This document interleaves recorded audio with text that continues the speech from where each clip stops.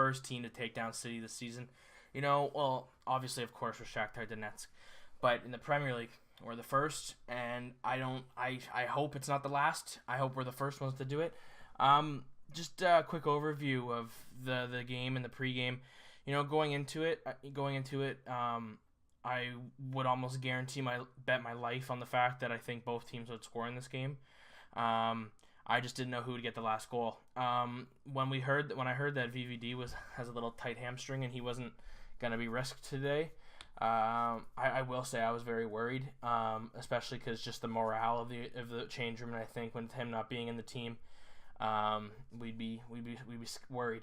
But right off the get-go, you can see that our attack, even with the loss of Coutinho, I'm going to be brutally honest with my opinion, and I'm going to say our attack is one of the best in the world.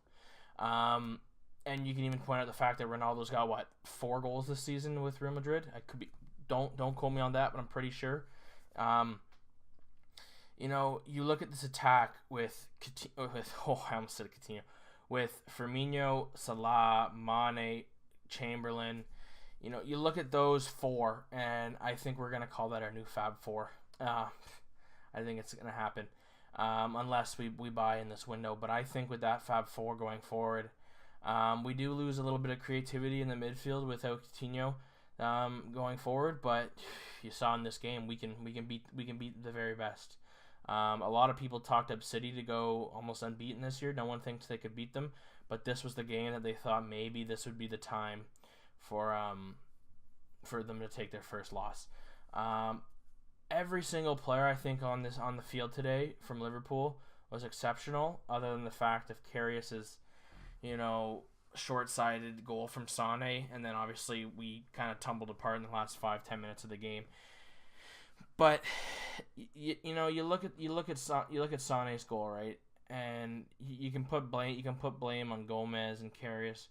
It's just a well done goal. That cross-field ball from Walker was just pure quality, and it got up in the air and Gomez couldn't track it, blah blah blah, and we got scored on. But I tweeted it out at halftime. I said we can't be upset with that. We can't put blame on anyone with that goal. We knew going into this game there will be goals. We 1000% knew this game would live up to expectations, and there will be goals in it. Going into this game, I was predicting that it was going to be the game of the year. I think it is. I think it still is the game of the year. It's going to be the game of the year. But before the game, I did tweet out that the way to play against City is I forget who did it against them in the Premier League. I don't know if it was Burnley, someone that drew City, and and I watched that game and I finally realized the weakness in City obviously is their defense. But the way you gotta play them, beat them, and take the chances is you literally have to attack. You can't sit back. If you give City way too much possession, this game could turn upside down. Even if you hold a 0-0 till like the 70th, 80th minute, they will score with you. When you give them so much possession and control of the game, they will find a way. And going into this game, I was praying that Klopp obviously wouldn't do that and sit back, and it's never Klopp style. You get that press going, that attack, and that counter. And you saw it right away. You saw this team of Liverpool just attack and attack and attack. And look, at the end of the day, I don't want to toot my horn, but I think I was right. And I think a lot of people were right when they said you got to attack this defense. We'll start things off with Oxlade-Chamberlain's goal. That was just pure quality. The kid, I don't even know if I can still call him a kid because I'm a kid, but he bursted through that midfield and then just kept trotting forward. No one put a touch on him, and he just stroked that thing with so much velocity into that left corner. And and I think moving forward, I think Klopp's mindset is with losing Coutinho, I think Chamberlain's going to see a lot more playing time. I think what my original plan was, I think if you see Lallana in, we were going to be playing an attacking game, and if from the midfield, and if Chamberlain's in, we weren't going to be much attacking from the midfield. But I think I was wrong in this game. Chamberlain's goal was pure quality. I want this kid to start every single week for this club. Are we going to call it the Klopp effect or the Wenger effect with him coming to this club? Did Wenger not play him the way he should have, and he didn't perform, or is he just literally changed his whole game, and he's just performing so well under Klopp, and Klopp is just making this English player look brilliant, coming from Arsenal. A lot of people were skeptical on the deal for 35 million. I think it was cheap. Now that I look at it, this season he's got three or four goals now, and that's the most he's ever had in a season. He's never done that well at Arsenal.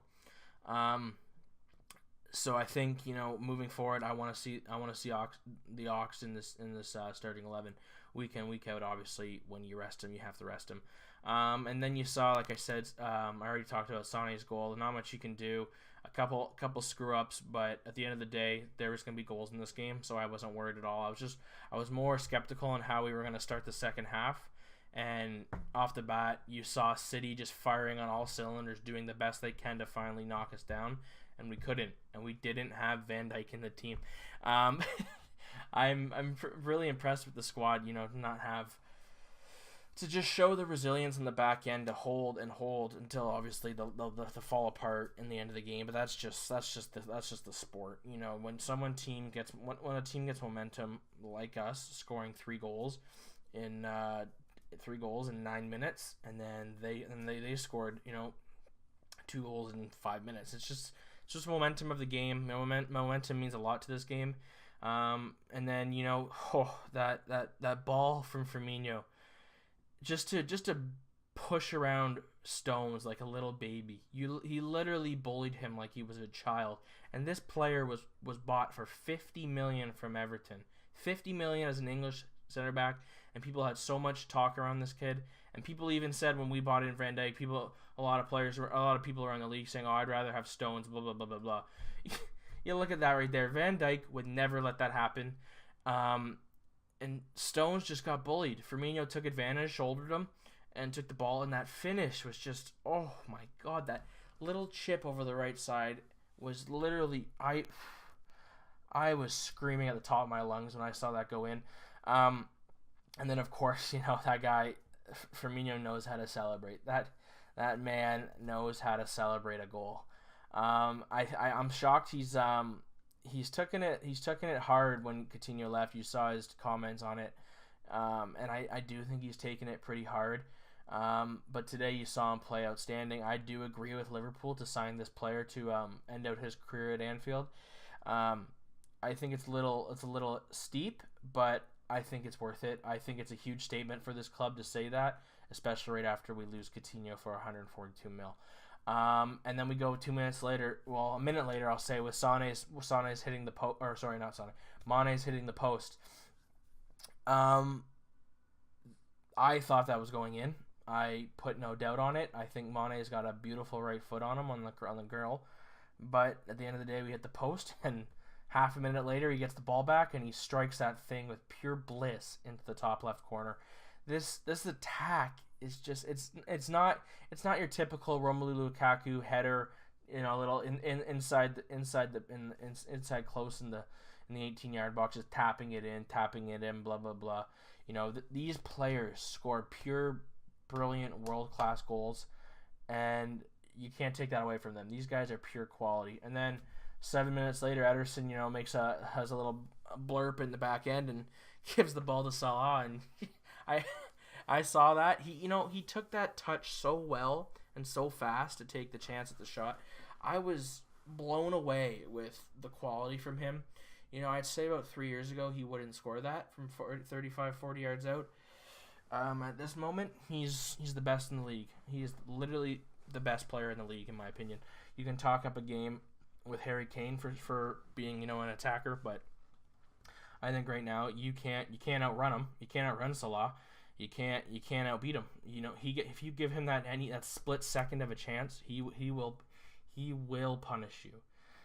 And then we move into the later stage. Bernardo Silva, blah blah blah. Nothing much you could do there. And then Gundogan's goal was a little scary. I think Lovren should have played a bit tighter to him on the little chintzy cross from Aguero. But not much you can do. They smelled blood. The momentum was going their way, and then we just we sealed up the win. The funny thing for me, right, is that the Liverpool way. We'll talk about the Liverpool way. The Liverpool way is to never take the easy route. We never take the easy route. We find the most difficult and challenging way to win a football game, and that's the way we decide to win it.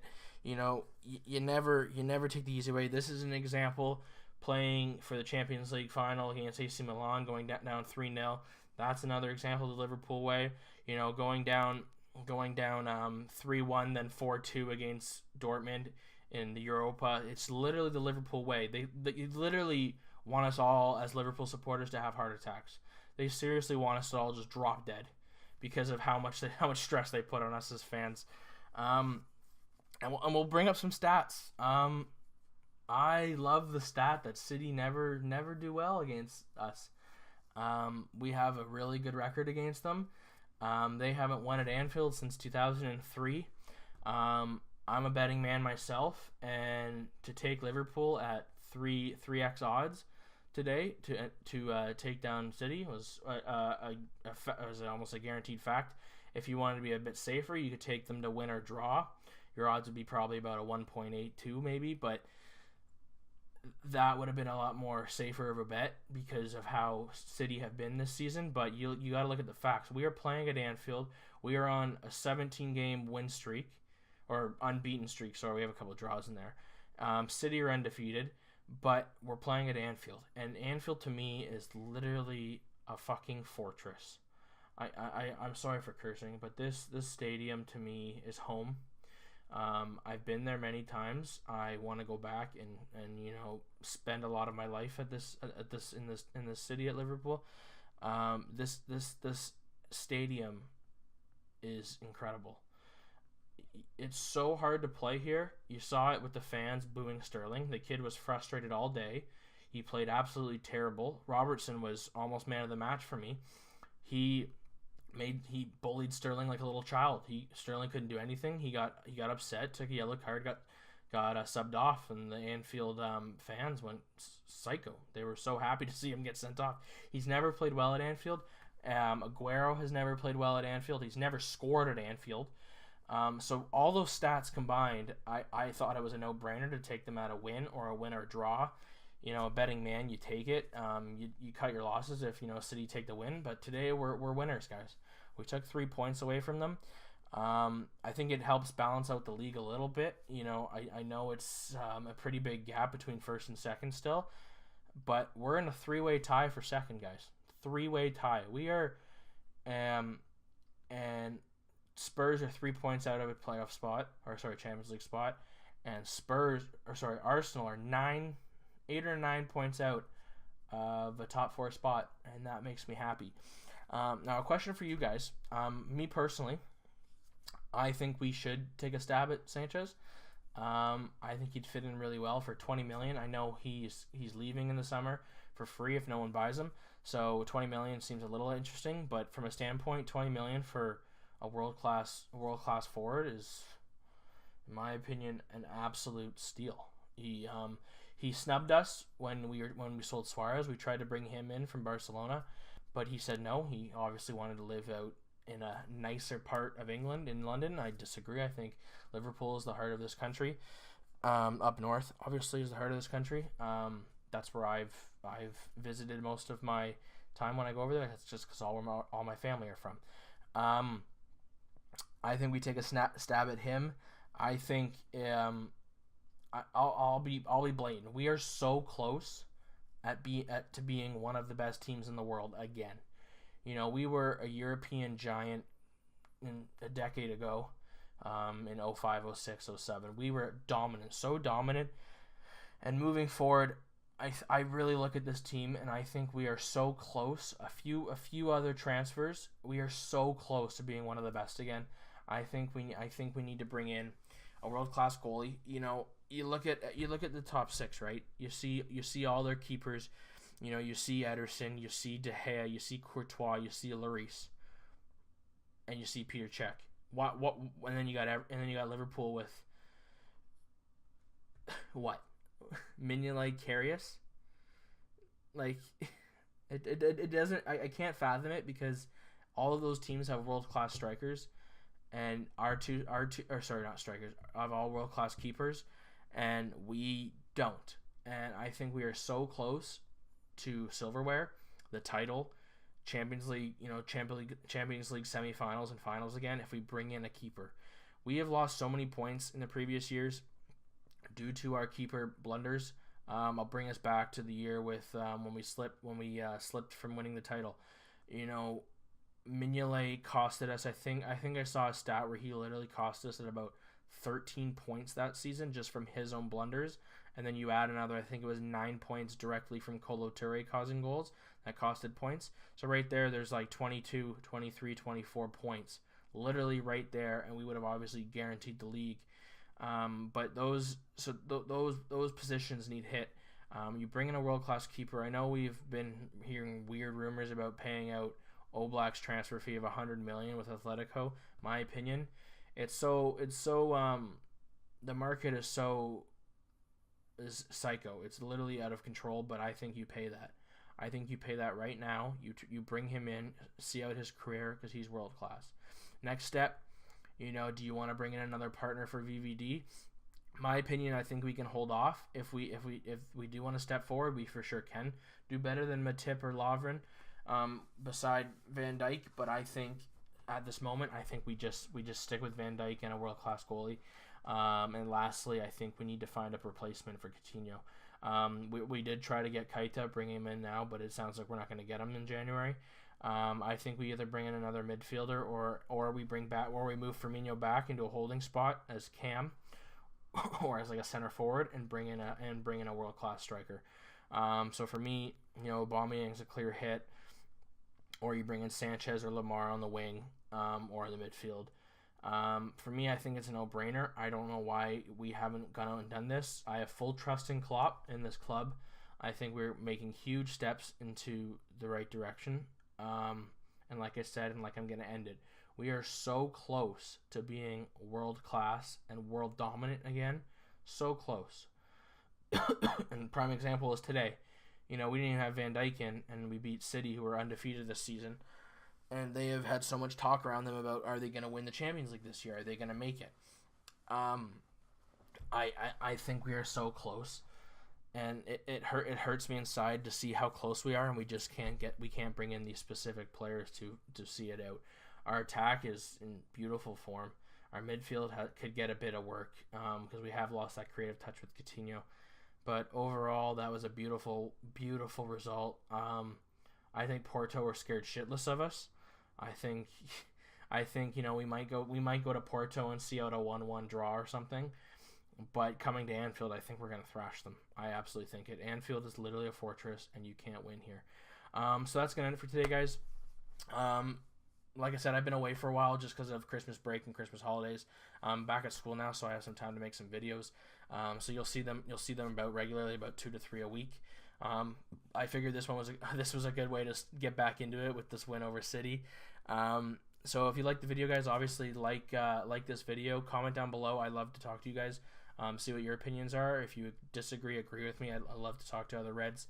And obviously, if you can, hit that subscription button, and that'll help this channel grow. And if you want to even go further than that, hit that little notification bell, and you'll know when I post a new video. Soon in the future, I want to start going live and live stream, reaction videos to like pregame of the game, during the game, and after the game. I think those are three big hits that you can do. And if you guys are open for it, hit that like button or comment down below. So that's it for today, guys. Great 3 points, and we're moving forward. Go Reds.